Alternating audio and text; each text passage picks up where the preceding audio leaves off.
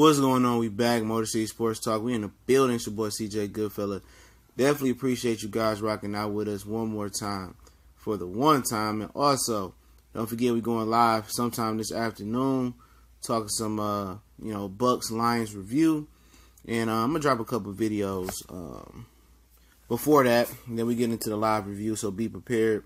I'll put the invite up so you know exactly what time we're gonna go live. I'm not sure right now, but apparently, Kerry Hyder is on the bubble. He may be a casualty or get cut off the roster. And also, we talking about Nevin Lawson is terrible. And I've been saying it all offseason. I never understood why the Lions re-signed him. And last night, he was baptized a lot. But let's talk about Kerry Hyder first. And, I was reading the Detroit Free Press, and they the stocks up, stop down, thumbs up, thumbs down thing they do. And it was thumbs up Kerry Hyder. He had 2 tackles and a pressure yesterday. I remember the pressure. You could just tell he just didn't have that burst to get to the quarterback once. I think it was Fitzpatrick was rolling on. It might have been famous Jameis, but he didn't have that burst. But you see he's coming back. But they insinuated in his little paragraph under his stock thumbs up that he was on a roster bubble. He possibly couldn't make the roster. And could the Detroit Lions be that dumb to give away a guy that's coming back to get healthy? That was your sack leader a couple years ago. Could they be so dumb to get rid of this guy, to cut him? I mean, who else do they really have? Do you really trust Anthony Zettel? And people would say, well, Zettel had 8 sacks last year, this and that. But watch the tape. Zettel has no discipline setting the edge. It's a reason why Anthony Zettel, was a bench rider. He was on the pine, but, if they feel that he's good enough, I'm not confident in him being a full-time defensive end starter. And that just shows you the lack of depth behind him. I thought Kerry Hyder at some point in the season, by at least the middle of the season, will get healthy enough where he'll be able to assume his position in Anthony Zettel's spot. And Anthony Zettel is a depth player. You know what I'm saying? But apparently the Free Press believes, and I don't know if they have any inside information on this, that Kerry Hyder might be getting cut. He might not make the roster. And the Lions wouldn't be willing to work with a guy that was their sack leader, and they'd be willing to cut another defensive lineman. They traded Akeem Spence. They lost Nada in free agency, okay? They also got rid of, who else did they get rid of? Cornelius Washington, the guy that can play inside, outside. And they be getting rid of Kerry Hyder, and you didn't do nothing but bring in Deshaun Hand in the offseason, really. You brought in Sylvester Williams. That's all you did. You didn't address your outside rush. Everybody seen yesterday that knows football last year, seen Anthony Zettel be terrible. I mean, if it was quarterback rollouts, bootlegs, sweeps, this dude would crash in. Every time this dude would crash in the inside and lose contain, not set the edge. And maybe they count on him improving and making some of those, and not making some of those mental lapses and physical mistakes. But behind him, who else do you have? I know Kennard is a glorified pass rusher from the linebacker position. Deshaun Hand, do they have a lot of faith in him? Sylvester Williams, Ashawn Robinson, they don't provide any pressure on the inside. That's where Deshaun Hand will come in at. Zeke Ansah, what if he get hurt? He's older and kind of beat up. I don't believe they are in a position to cut any more defensive linemen, especially that have the talent and experience of Kerry Hyder if he's able to get healthy.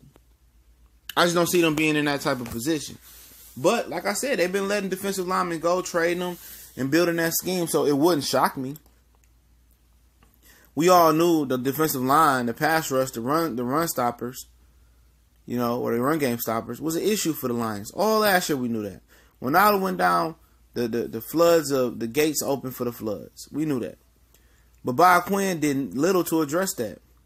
He reinvested into the offensive line, which last night it's not blocking like it should. Okay, he invested in that. He invested in the running game a year late. Should have did last year. And now he's going to be a year late in investing into the defensive line. Sound like the same old BS that you've been getting from Lions management, close to it. And some of his draft picks ain't panning out either. Well, Killebrew, Ashawn Robinson looking like a bust right now. Might lose his starting spot. I mean, it is what it is. Tease Tabor can't get on the field. You can't beat out Nevin Lawson. You can't do better than that guy. And let's segue into Nevin Lawson. All right. Last night, man, I couldn't watch it no more, man. I couldn't watch Tampa Bay, Ryan Fitzpatrick, Noodle Arm, and Jameis Winston just pick on Nevin Lawson. May it would be versus Deshaun Jackson. May have been versus any other, receiver he was on. They picked on him. And everybody in the NFL knows Nevin Lawson, he's garbage. But the Lions signed him to a 2-year, almost $10 million deal with incentives. He sucks. I mean, none of your cornerbacks are better than him. You bring in DJ Hayden last year, he couldn't beat him out. You bring in Tease Tabor last year, he couldn't beat him out. Can't beat him out this year. Bring in Deshaun Shedd, he can't beat him out. I mean, who is doing these Lions evaluations, man? Who are evaluating the free agent talent? Who is evaluating Christian Jones, who I haven't seen do jack shit this preseason? Who's evaluating Devin Kennard, who looked lost out there sometimes, and on the touchdown run with Barber last night, where was he at? Who is evaluating his talent? Who is evaluating Nevin Lawson? Is he just a nice locker room guy, glue guy, one of the leaders in the locker room, the reason why you keep him? Because one thing I can tell you for sure, he can't play cornerback. He can't. He can't pass in the he showed the whole repertoire last night. His entire tools in the bag, pass interference, getting picked on outbreaking routes, getting picked on the inside. They legitimately will look for him in the defense and pick on him. And that's not new. It's been going on for years with Nevin Lawson. Through the Caldwell regime, through this regime. Why is he out there? Why is he on the team? I don't understand it. I don't understand how he continues to make the team. I don't understand it. How does he get a 2-year, $10 million deal? I don't understand it. When you watch him play, there's no talent out there. He's fast. When the ball in the air, he panics, he grabs. Pass interference. Don't turn his head around. He get cooked. He shouldn't. He's not a National Football League caliber player. He a player that you get low on cornerbacks. A lot of cornerbacks injured. And you say, okay, let me call up Nevin Lawson. You know what I'm saying? He could play for a couple games, keep him on the roster for the rest of the year. He's not an NFL caliber player, man. Seriously, and whoever doing the Lions evaluating their talent as far as bringing free agency in and retaining some of their own players, they out there robbing mine. They're out there robbing mine. Because why would you pay this man to come back? He hasn't done nothing good here. But give up the most pass interference yards in the league one year. I think it was last year and the year before, something like that. And you can't go out there, and Bob Quinn couldn't go out there and evaluate a corner. You wasted a second round pick, and when they drafted Tease Tabor, I said this. A dude that clocked at a 4.7 and a 4.6 at 4.7 is pro day and a 4.6 at the combine. Common sense tells you, bro, he can't play in the league as a cornerback. That's facts.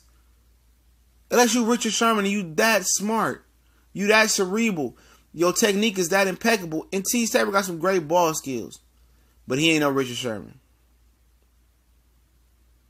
Your cornerbacks, you want them to be able to run. You want them in the 4.4s ideally, 4.3s really ideally, 4.2.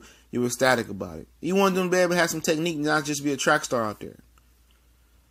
Nevin Lawson is garbage. Pure Michigan garbage. Pure Detroit garbage.